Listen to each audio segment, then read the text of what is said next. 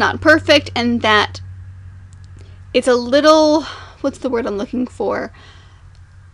What is the word I'm looking for? Hello everybody, my name is Kelsey and we're about to get very, very nerdy with all the books that I read in February.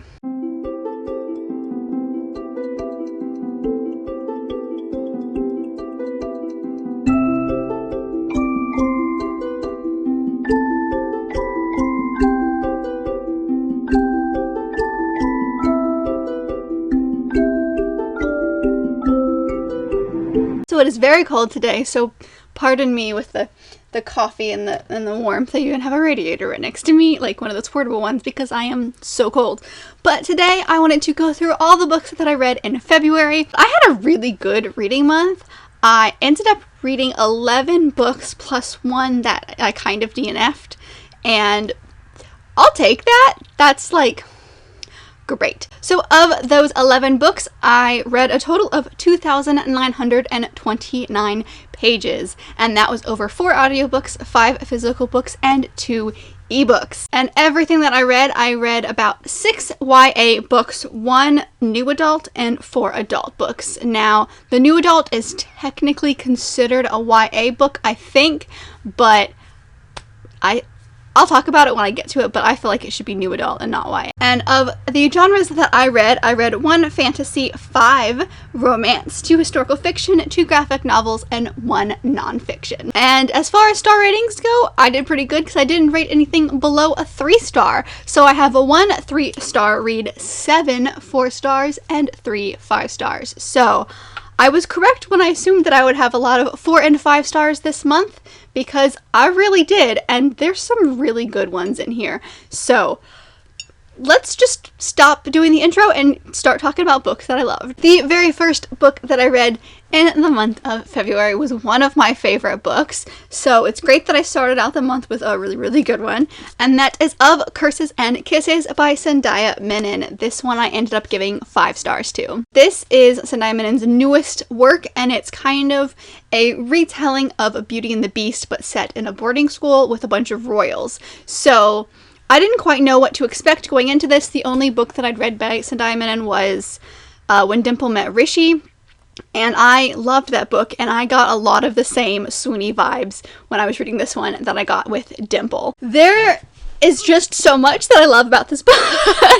I am having trouble remembering my exact thoughts because this is one that I read at the very beginning of the month, but I also read 90% of this in one afternoon. I sat in this chair and I hid in this room and I read most of this book, and I haven't done that in such a long time. So I will say it's not perfect and that it is a little predictable on a normal romance. There is your romance plotline with all of the conflicts and all of the normal things that happen in a romance plotline is very similar to this book, but I was really invested in the people really early on and I just wanted to keep reading, so I did.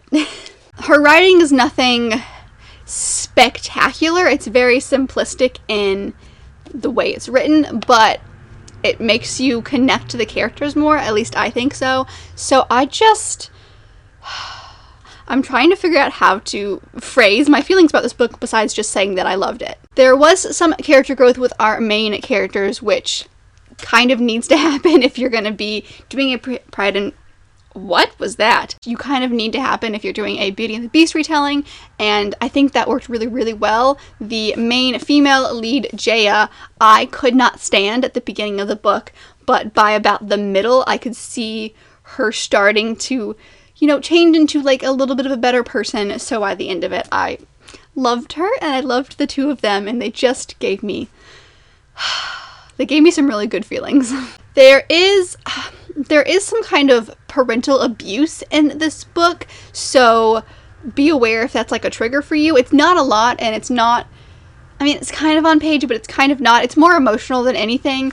And it's more deals with someone's backstory, but if that's kind of a trigger for you, just kind of be aware of that, because it does set off a lot about one of our main characters, so just, kind of be aware of that. But I loved this book. It was so good. I'm so glad it's one of the ones that I started my month out with. This is the first in a series, so I'm not entirely sure how this is going to continue, unless she's going to do it kind of like with Dimple Met Rishi, where they're all kind of like companion novels that deal with different people in the world. Like, for example, maybe the next one would deal with our main character's sister or something like that. But as far as like these two characters, I don't know how they can continue. I feel like this is their story. I don't know where it's going to go from here, and I feel like there's not enough to like make a story about these two. But I don't know, we'll see. I'm really intrigued to see where this story is going to continue, how she's going to continue this world, and I'm there for it. I am 100% there for it. I am trash for Daya Menon's work. I loved it. I loved it. The second book that I read this month was unfortunately my 3-star read, so I had to follow up a great book with a 3-star read, but it was still a very good book and I still really enjoyed it, and that is Jane of Austen by Hilary Manton Lodge. This is a modernized Sense and Sensibility retelling, and I was so excited for this one. I thought this was going to be just fantastic, and this didn't really feel like a retelling.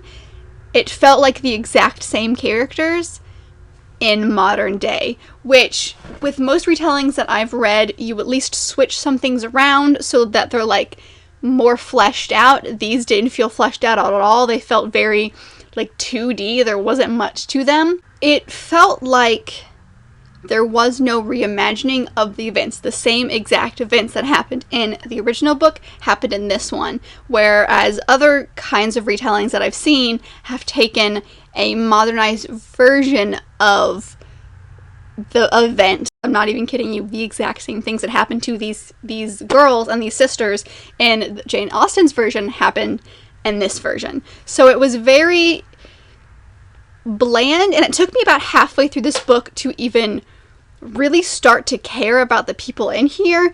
And then like by the end, I did sort of mostly care about the relationships in here, but most of the time I was just like trying to make it through, which was a little sad. Another thing about this book is that it is from two perspectives. So we have the perspective of the younger sister, and then we have the perspective of this like colonel who is her love interest.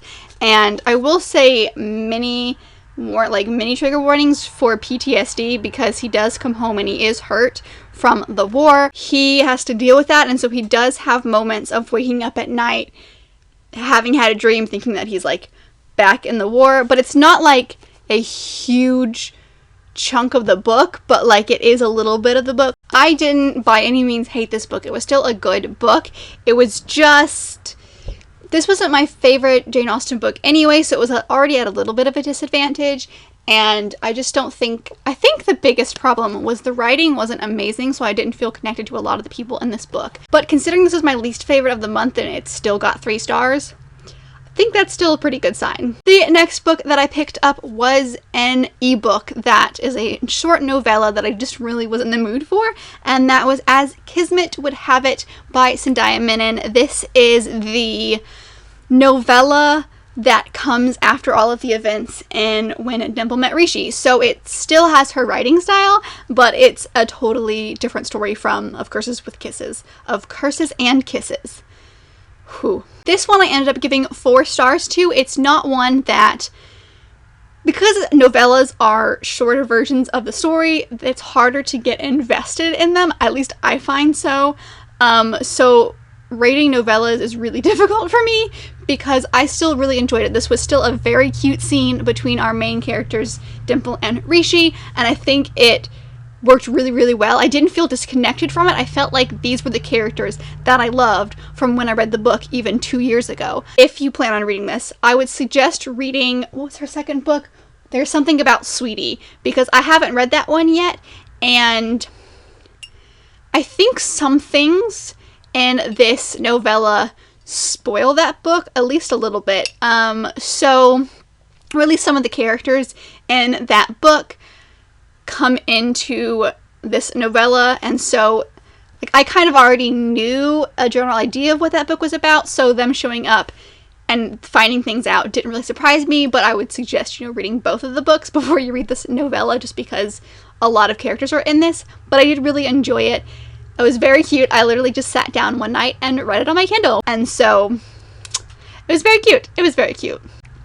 Alright, the next book is The next book. The next book is the second book that I gave 5 stars to. It's my other favorite of the month. And I didn't think I would enjoy this one as much as I did, and I think it's a mixture of what was in the book and the experience that I had. So I read Love, Lucy by Lucille Ball. This is a little autobiography that she wrote, and this was what I picked out of my nonfiction jar. I ended up finding the audiobook of this on Scribd, which I found really amazing because it's narrated by her daughter, Lucy Arnaz, and the foreword to this book is also written by Lucy Arnaz, so you get her thoughts in the foreword, and then she continues with the story, and you kind of forget that it's not Lucy who's telling you this book. This is such a good book. This is by far my favorite autobiography / memoir that I've ever read, hands down. You do get her very witty style. She's very upfront, tells you everything there is, but I like it because she was in this time when she's a person in Hollywood, and a lot of the stories that we get from people in Hollywood either glamorize how amazing Hollywood is or talk about how awful it is, and she didn't do either. She talked about like the moments that were really, really great and how hard it was to get to where she was, but she also talked about the like moments that were not so great, but more as like, that's matter of fact, that's what happened, you can't really dwell on them, and we'll move on.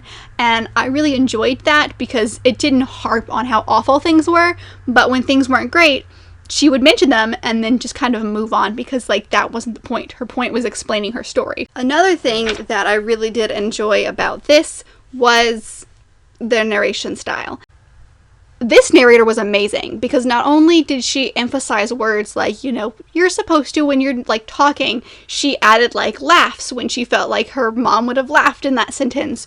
And like it really did feel like you were being told this story, that you were sitting down with Lucille Ball and she was just telling you her life.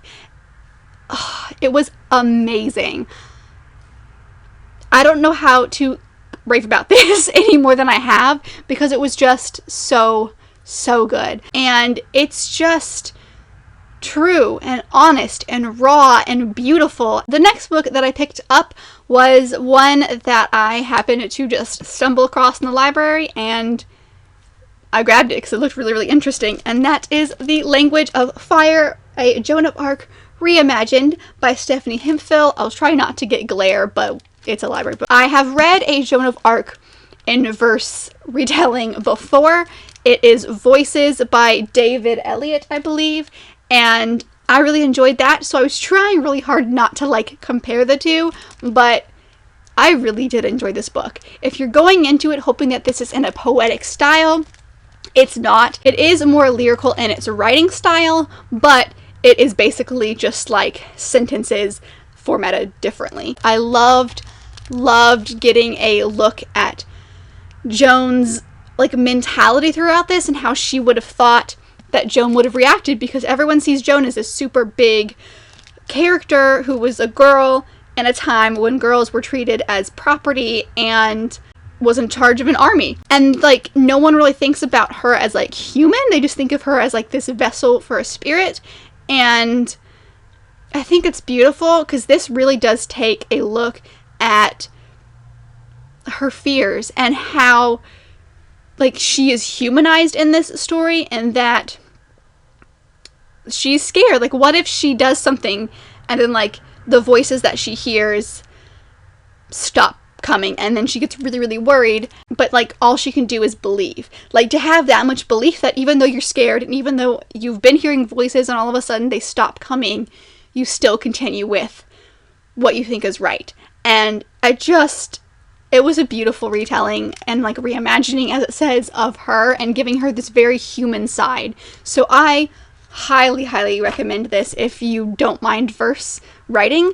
I ended up giving this one 4 stars because it was just so good. The next one is the one that I did kind of DNF. I've kind of put this one on pause just because like I don't think I was in the right headspace to read it. And that is The Antidote by Shelley Sakier. This is one of the ones that I picked from the fiction TBR jar, so I'm a little upset that I didn't quite get into it, but I made it to page 80, and It's very fairy tale-esque. Like, it has a very fairy tale vibe to it, and I just don't think I was in the right headspace to enjoy something like this, and I didn't want to continue reading this because I felt like I would be taking it out on this book, and I do want to give this book the justice it deserves. So we're going to pause this and come back at a later date.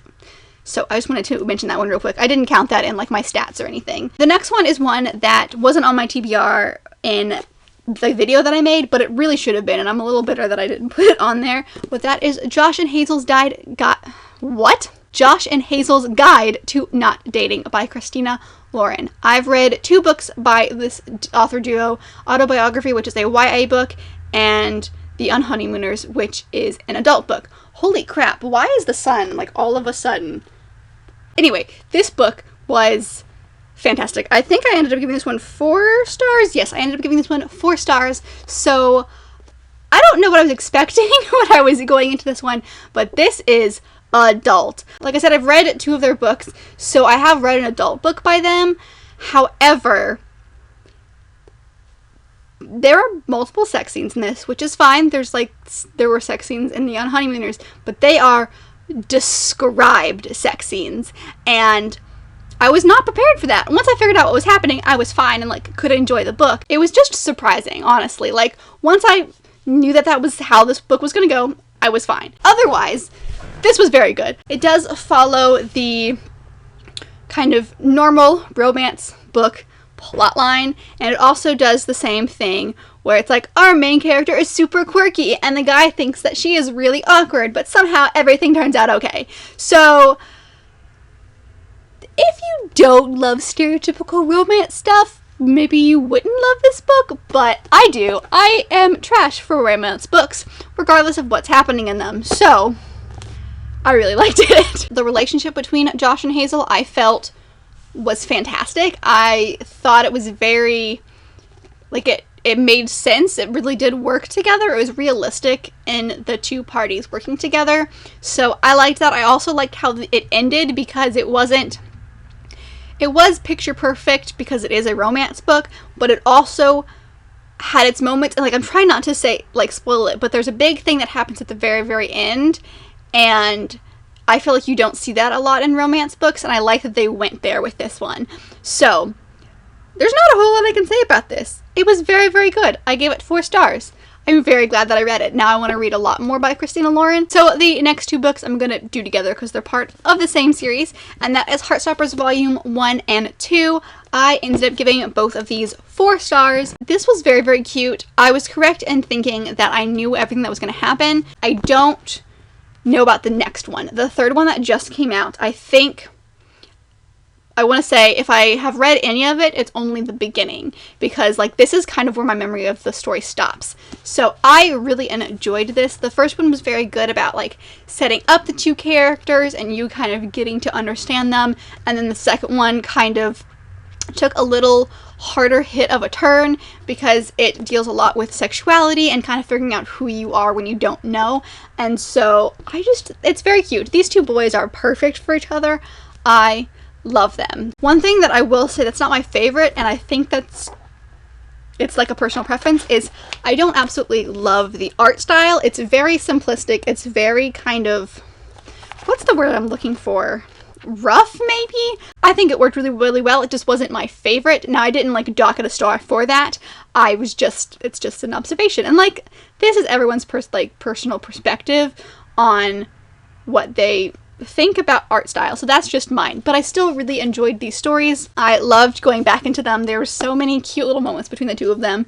They make me so happy, and I can't wait for the next one. I cannot wait for the next one. Let's try this angle. I'm almost done, but like, I don't want to. Yikes. It's just like there's so much sun happening over here. The next one that I read is also a novella of another book that I read recently, and that is The Gentleman's Guide to Getting Lucky by Mackenzie Lee, and I also gave this one 4 stars. So this is a short story that takes place after the events of The Gentleman's Guide to Vice and Virtue, but this is the one that technically is YA, but I think it should be new adult, because I'm not even kidding you, the entire purpose of this novella is to make our main characters have sex for the first time. Like, that's the point of it. which I guess I should have realized when the title is The Gentleman's Guide to Getting Lucky. Now, with that being said, I still love these two people. They're my favorite. I love the two of them. They make me very happy, and I like to see their relationship continue. I will say that in this book, I felt very disconnected from them because, I don't know, it felt like they changed. And I don't know if it's just I've been away from it too long, but Monty just felt different. Like, he's super cocky and like that's his personality, but not in this novella. He kind of comes off as really awkward and shy, which I feel like isn't a thing with him, but like I understand because it's someone that he actually cares about for the first time and he's trying to do it right by him. It's just, I felt disconnected. I just felt disconnected. But I did end up giving this one 4 stars because I did enjoy it. I did like seeing our characters again. My next book, not the last one I read this month, the second to last book that I read this month is my last 5-star read. And I didn't realize going into it was going to be 5 stars, but by the end of it, holy crap, it was so good. And that is Bringing Down the Duke by Evie Dunmore. This is such a good book. I have never read a historical romance book that wasn't like a trashy romance novel. There's a lot about this that I love. It is historically accurate in like 90% of the stuff that it does. She writes a little thing in the back about the things that she had changed and why she did that. But it's very historically accurate. Like, the monarch that takes place at this time is the actual monarch that would have taken place. And I find that that's really amazing that she did a lot of research for this, because a lot of the people who write like historical fiction, obviously you've got to do a lot of research into that. But if you're writing like a historical fiction romance book, you can kind of just like slide between the cracks. But I felt like she did a really good job about like making sure that she didn't. And with the whole suffrage movement as being such a big part of this, it was very good. I love Evie Dunmore's writing. I think it's beautiful. I don't think it's anything like lyrically fantastic like some of the other like fantasy books are, but I still think that the way she writes is phenomenal, and I do enjoy it because it like really gets you connected to the characters a lot more, which is great. Also, I don't think I mentioned this, but this is her debut novel, and it does not feel like a debut novel. It feels like someone who's at least written a few books. But this is it. It follows your normal romance plotline like I've been saying this entire video, but I think it does it in a way that I honestly had moments while I was reading this book where I couldn't see how the couple would turn out okay. Like, I was honestly worried that they weren't going to be alright. And I like how she made you kind of question that. And I do like how at the end, the kind of fight that most romance books have and the conclusion that romance books have didn't happen like the next day. It took a little bit so that we could, like, our main characters could really like figure out what they wanted and work it out so that they both had what they wanted and then they could come together as a couple, which I thought was great. Also, the Duke in this book reminds me a lot of Darcy. Like, those are the vibes that I was getting from him because he's like a very brooding character. So I was getting full-on Darcy vibes, which I was okay with. And then the very last book that I read was an audiobook, and it was called The Lost Sisters, and this is a novella that takes place after The Cruel Prince by Holly Black. So it's just a short novella about Taryn, which is the main character Jude's twin sister.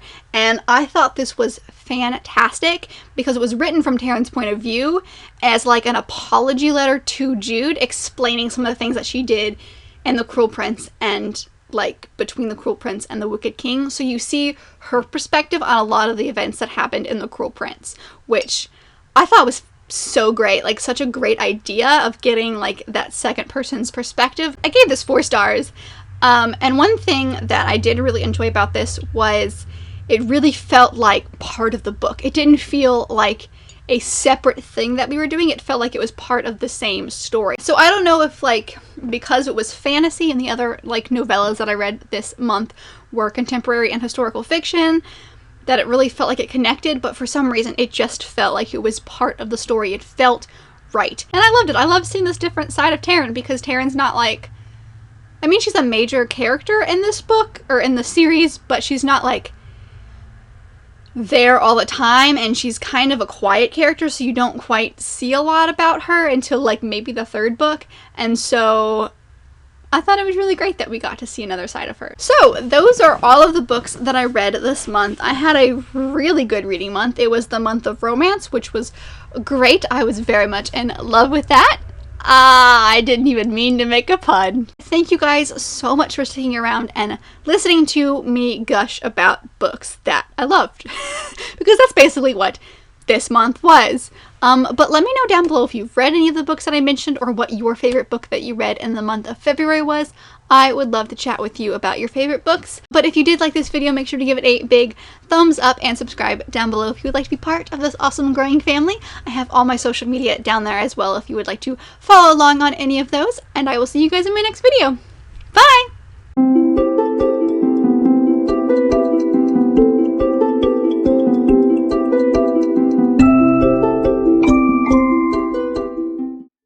I feel like I'm talking about sex a lot in this video.